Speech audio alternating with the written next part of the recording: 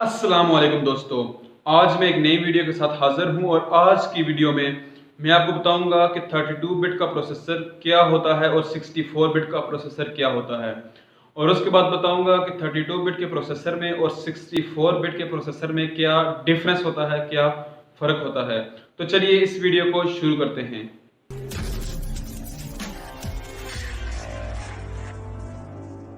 दोस्तों, आज की वीडियो आपने बहुत ही बारीकी से सुननी है। बारीकी से सुनने का मतलब ये है, इससे पहले आपने बहुत सारी वीडियोस देखी होंगी यूट्यूब पर, लेकिन उसके बाद भी आपको समझ नहीं आई होगी। लेकिन अगर आपको समझ आई है, लेकिन कुछ ना कुछ आपके माइंड में चल रहा है, कुछ ना कुछ क्वेश्चंस आपके माइंड में हैं जो क्लियर नहीं हैं, तो इसलिए मैं आपको कह रहा हूँ कि आज की वीडियो आपने बहुत ही बारीकी से सुननी है। ओके दोस्तों, सबसे पहला क्वेश्चन ये है कि डाटा कैसे कंप्यूटर में प्रोसेस होता है। दोस्तों, अगर आपके कंप्यूटर में VLC प्लेयर है जिसको आप म्यूजिक्स के लिए यूज़ करते हैं, मूवीज़ के लिए यूज़ करते हैं, मूवीज़ प्ले करने के लिए, अगर आपने कोई भी 4 मिनट का म्यूजिक प्ले किया है तो क्या होगा, वो म्यूजिक सबसे पहले रैम में लोड होगा। रैम में लोड होने के बाद वो म्यूजिक CPU के पास जाएगा और CPU उसको प्ले करता रहेगा, आपको दिखाता रहेगा। दोस्तों, जब आप म्यूज़िक प्ले करते हैं तो वो म्यूज़िक रैम में लोड होता है और रैम में लोड होने के बाद वो CPU के पास जाता है। जब CPU के पास जाता है, CPU में लगे होते हैं रजिस्टर। अब रजिस्टर क्या चीज़ होती है? रजिस्टर का काम क्या होता है? मेमोरी एड्रेस को कैरी करना।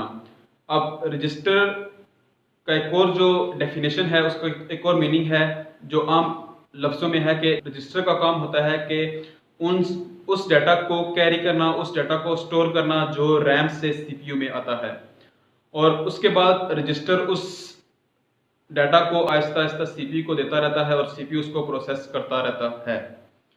अब आहिस्ता आहिस्ता से क्या मुराद है? आहिस्ता आहिस्ता से मुराद ये है कि अगर आपने कोई भी गाना प्ले किया, कोई भी म्यूजिक प्ले किया 4 मिनट का, अब वो म्यूजिक 4 मिनट में ही प्ले होगा, 4 मिनट तक ही चलता रहेगा। अब वो म्यूजिक 1 मिनट में कंप्लीट नहीं होगा, 1 सेकंड में कंप्लीट नहीं होगा, वो म्यूजिक 4 मिनट तक चलता रहेगा। अब उसके बाद बारी आती है 32 बिट का प्रोसेसर क्या होता है और 64 बिट का प्रोसेसर क्या होता है। सबसे पहले मैं आपको 32 बिट के प्रोसेसर के बारे में बताता हूँ, उसके बाद 64 के बारे में। अब 32 बिट बिट का मतलब है कि डाटा जब भी आपका डाटा ट्रैवल करता है तो बिट की फॉर्म में करता है, 1010 की फॉर्म में। इस तरह 32 बिट और 64 बिट इनके नाम के साथ आते हैं। दोस्तों, अगर आपके कंप्यूटर में 32 बिट का प्रोसेसर लगा हुआ है तो इससे मुराद क्या है? दोस्तों, जब डाटा रैम में लोड होता है और रैम में लोड होने के बाद वो डाटा CPU के पास जाता है। जब CPU के पास जाता है तो उसमें एड्रेसेस लगे होते हैं। अब एड्रेसेस क्या करते हैं कि वो आपका डाटा कैरी करते हैं। अगर आपका CPU 32 बिट का है तो वो आपका डाटा उस हिसाब से कैरी करेंगे। अब 32 बिट का प्रोसेसर होने से मुराद ये है कि आपका कंप्यूटर 2 की पावर 32 बिट, अगर आप इसको कैलकुलेट करें तो आपके सामने एक अमाउंट आ जाएगी, तो उतने बिट कैरी करने की सलाहियत रखता है। इससे मुराद आपका कंप्यूटर 2 की पावर 32 बिट कैरी करने की सलाहियत रखता है। आपने इसको गौर से सुनना है। और 32 बिट के प्रोसेसर में सिर्फ और सिर्फ 4 GB रैम ही सपोर्ट करती है, उससे ज़्यादा सपोर्ट नहीं करती। उसके बाद मैं आता हूँ 64 बिट पे। अब 64 बिट का प्रोसेसर अगर आपके कंप्यूटर में लगा हो तो वो 64 बिट का कंप्यूटर 2 की पावर 64 बिट कैरी करने की सलाहियत रखेगा। 2 की पावर 64 बिट डाटा कैरी करने की सलाहियत रखता है। अगर आप इसको कैलकुलेट करें तो आपको एक अमाउंट आ जाएगी, तो आप आसानी से समझ जाएंगे। और 64 बिट का जो प्रोसेसर होता है उसमें 16 billions of gigabytes RAM support करती है। अब ये बहुत बड़ी अमाउंट है। हम अपने कंप्यूटर में इतनी अमाउंट लगा नहीं सकते, इतनी अमाउंट यूज़ नहीं कर सकते, क्योंकि हमारी यूजेज इतनी नहीं है। हम गूगल क्रोम यूज़ करते हैं, VLC प्लेयर यूज़ करते हैं, छोटी मोटी गेम्स वीडियोस वगैरह चलाते हैं। इनको इसकी ज़रूरत पड़ती है। जो बड़े कंप्यूटर होते हैं, सुपर कंप्यूटर, जैसे कि गूगल का कंप्यूटर हो गया, यूट्यूब का कंप्यूटर हो गया, उनको इतनी रैम की ज़रूरत पड़ती है। अब उसके बाद एक मेन क्वेश्चन आता है। मेन क्वेश्चन ये है कि जो हमारा कंप्यूटर है वो तो 64 बिट के प्रोसेसर के साथ लगा हुआ है, लेकिन उसकी स्पीड उस तरह नहीं है जिस तरह उसकी होनी चाहिए।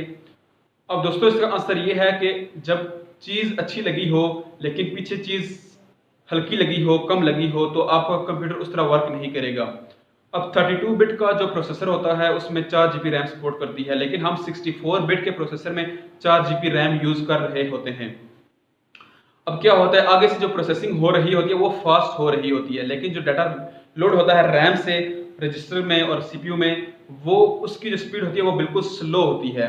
जब आप उस रैम को बढ़ाएंगे, आपका आगे अगर सीपीयू लगा हुआ है 64 बिट का, तो वो स्पीड से हार्ड डिस्क से डाटा उठाएगा और स्पीड से उसको प्रोवाइड करेगा और आपकी जो कैलकुलेशन होगी वो जल्द से जल्द होगी। तो इस तरह आपके कंप्यूटर की स्पीड बढ़ती है।